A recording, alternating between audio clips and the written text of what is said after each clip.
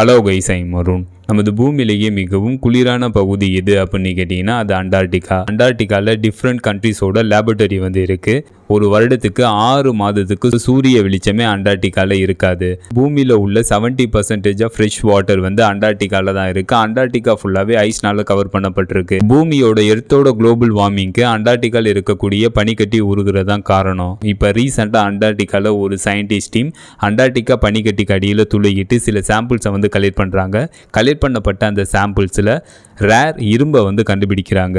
கண்டுபிடிக்கப்பட்ட அந்த இரும்பு பூமியில் உருவாகல, ஸ்பேஸில் உருவாயிருக்கு அப்படின்ட்டு சயின்டிஸ்ட் தெரிவிக்கிறாங்க. இரும்பு அந்த அயன் ஒரு மிகப்பெரிய அளவுள்ள நட்சத்திரம் வெடிச்சு அழியும் போது, சூப்பர்னோவாகும் போது தான் அந்த இரும்பு உருவாகும். அப்படி ஸ்பேஸில் உருவான அந்த அயன், அந்த இரும்பு அண்டார்டிகாவுக்கு எப்படி வந்துச்சு, இப்போ வாங்க டீட்டெயில்டாக பார்ப்போம். அண்டார்டிகா ஃபுல்லாகவே ஐஸ்னால கவர் பண்ணப்பட்டிருக்கு. நமது பூமியிலேயே மிகவும் குளிரான பகுதி அண்டார்டிகா.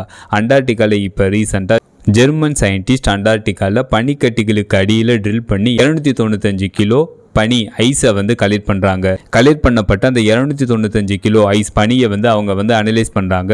அதன் மூலம் அந்த பனியில் ரேர் அயன் 60 எனப்படும் அயன் ஓர் பார்ட்டிகளை கண்டுபிடிக்கிறாங்க. அயன் 60 பூமியில் உருவாகக்கூடிய இரும்பு கிடையாது, ஸ்பேஸில் உருவாகக்கூடிய இரும்பு.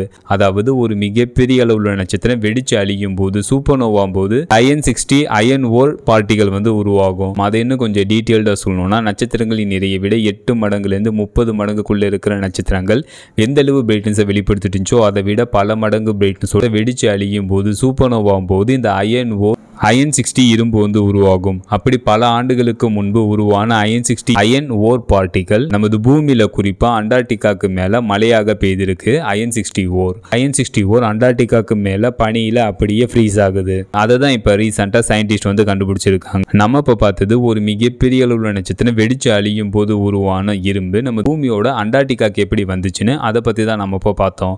இந்த மாதிரி புது அப்டேட் நீங்க பார்க்கணும், மறக்காம இந்த சேனலை சப்ஸ்கிரைப் பண்ணுங்க. ஃபைனலாக இந்த வீடியோ எப்படி இருந்துச்சுன்னு கமெண்ட் பண்ணுங்க. See you.